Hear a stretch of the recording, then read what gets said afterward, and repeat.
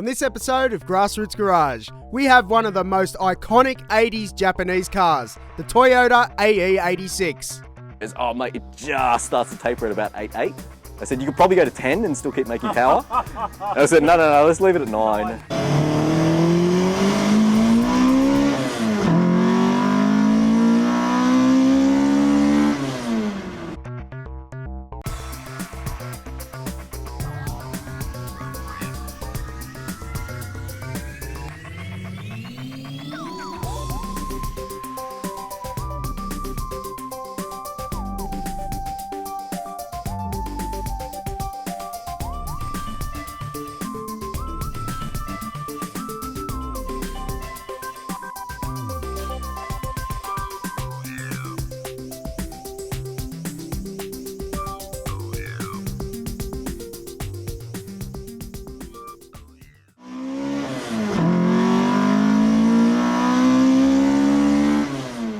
Welcome to Grassroots Garage. Today I've got Eddie's beautiful AE86. Eddie, thanks for your time, man. No dramas. Mate, tell us about your car. Yep, so it's a 1983 Toyota Sprinter. It's got a Trino front end.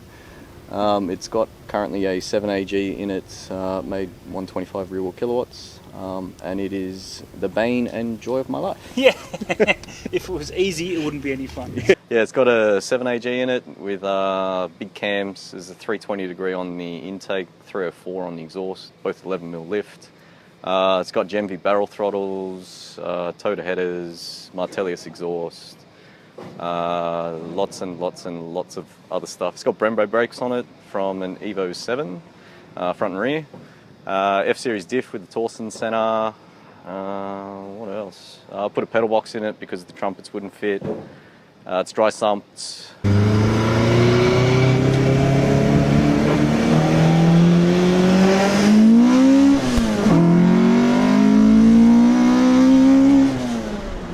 So yeah, this thing used to be turbocharged. Yeah. Okay.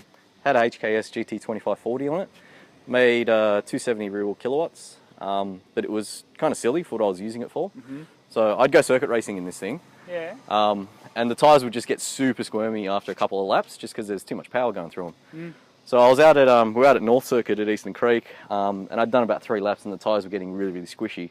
So I thought, I better ease off a bit because, we've still got 3 more sessions to go and I don't want the tyres to, basically be fucked by the end of it. Yeah. So I wound it down. It used to run normally 24 pounds of boost. So I wound it down to 14, which was the lowest setting. And I was lapping quicker on 14 pounds of boost than I was on 24. Oh, yeah. Because I can use the power out of the corners. Right, yeah. Well, the rev limit on this thing's higher than I wanted. Yeah. So I had it tuned out at Gem, out at Ingleburn. And Adam had it on the dyno and he goes, oh, what's the rev limit on this thing? And because it's a 7A and it's stroked as well.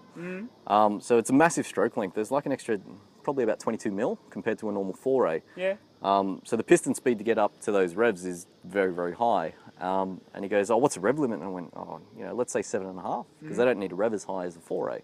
Yeah. So he goes to 7.5, and I went, mate, it's still making buckets of power. And I went, oh, okay, let's go to 8. Yeah. And he goes to 8, and he goes, man, it's still climbing. And I've gone, okay, let's go to 8.5. He goes to 8.5, and he goes, mate, you're still making power. Oh. So I've gone, yeah, let's go to 9. And he goes, you sure? And I went, yeah, let's go to 9. And so, so we went to 9 grand. He goes, oh, mate, it just starts to taper at about 8.8. I said, you could probably go to 10 and still keep making power. And I said, no, let's leave it at 9. Okay, so, it made peak power at about 8.8. So, yeah, it climbs a little bit more after that, but it just starts to taper there. So I said, let's not go any further than that. What was your first car? Oh, first car was a piece of shit Honda Civic. Little green sedan thing. What, like EG or earlier? I think it was an EG, yeah. Okay.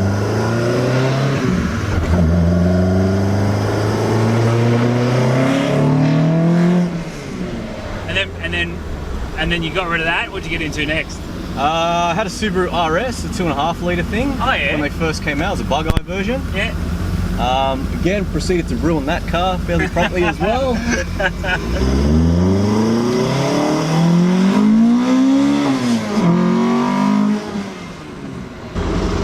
Yeah, right, got rid of the bug-eye? Yeah, got rid of the bug-eye, and then I bought a Nissan Stagea. Oh yeah? So that was actually a really good car, massive boot in it. So I had that for about 4 years or so.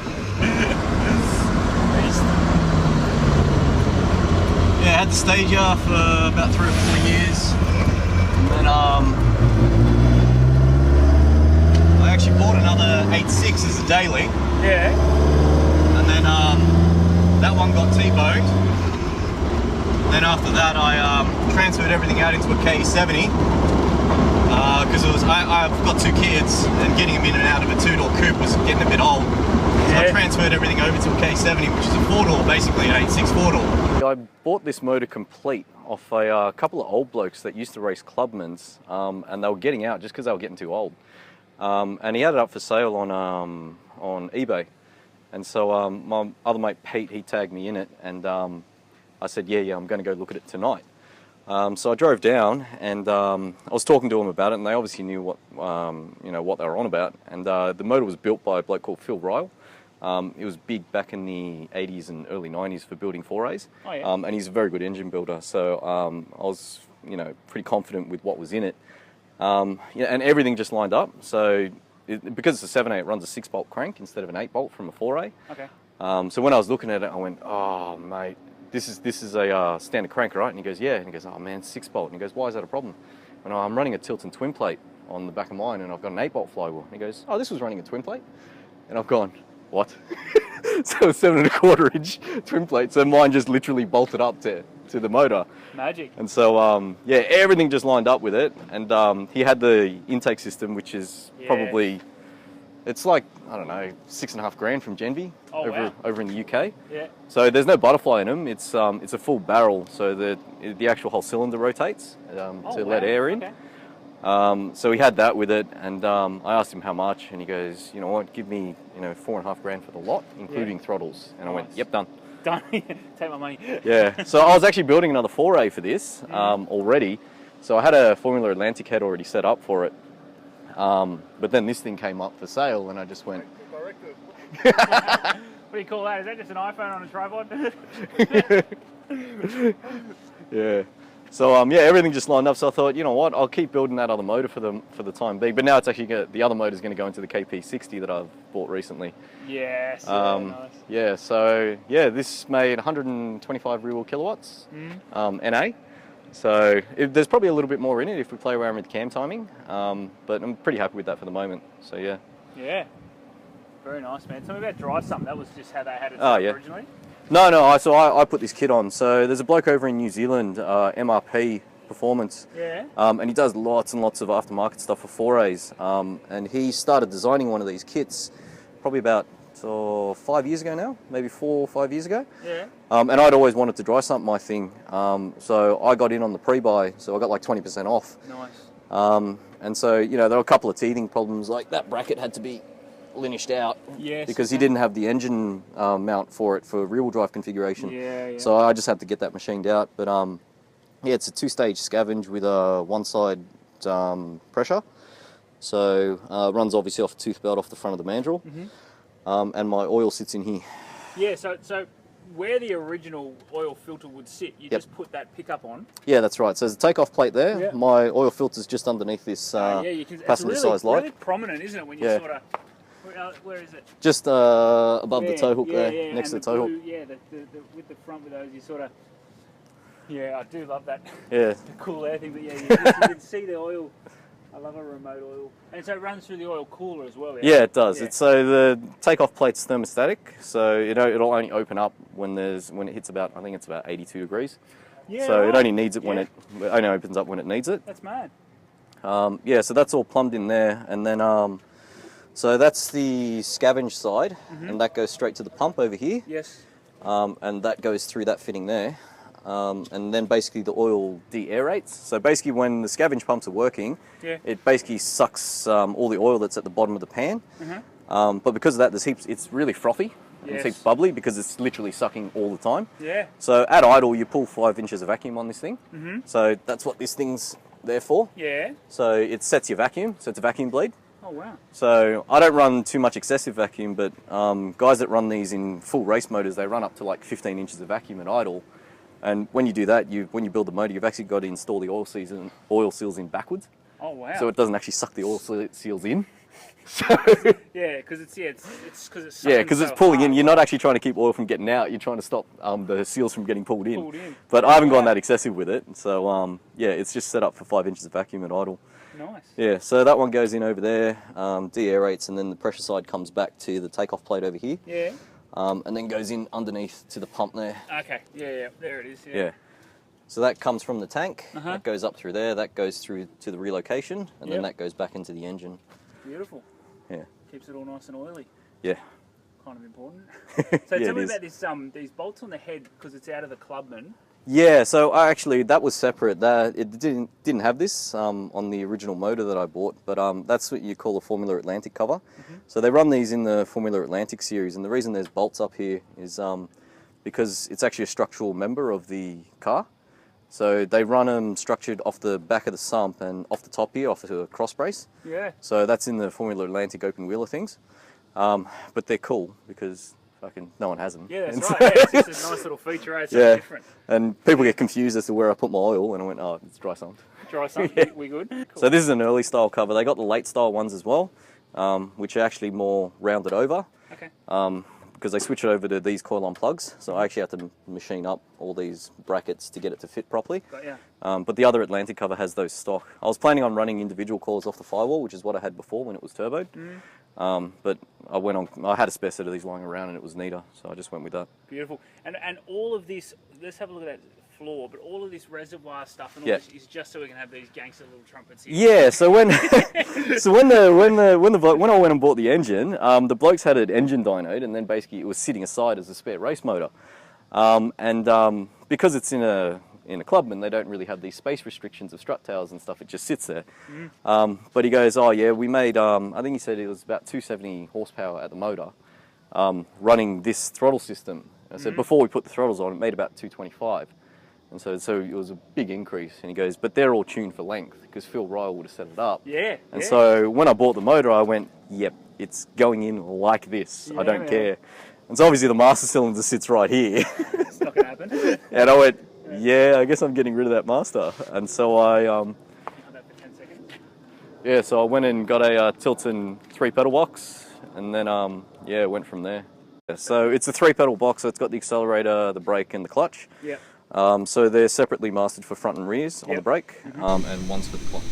And I made the silly, I was talking to James about that today, so why have they bothered to put 3 reservoirs when you could just run a single larger reservoir? But it's redundancy, isn't it? Yeah, that's right. One thing fails, the other two. That's right. So if your rear brakes start leaking for whatever reason, then the front brake will always stay full. Yeah. So you'll always have brakes at some stage. Yeah. So yeah. So they're all separately chained in. And I'd go, why don't we just run a single reservoir? And one thing leaks one point, and you lose everything. Yeah. Yeah.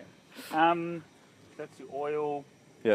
Just a big, thick radiator. Yeah, it's Coyo Rad. So it used to have a single 12-inch fan on it, but it was annoying getting playing with the dry sump stuff, so I went to 210s.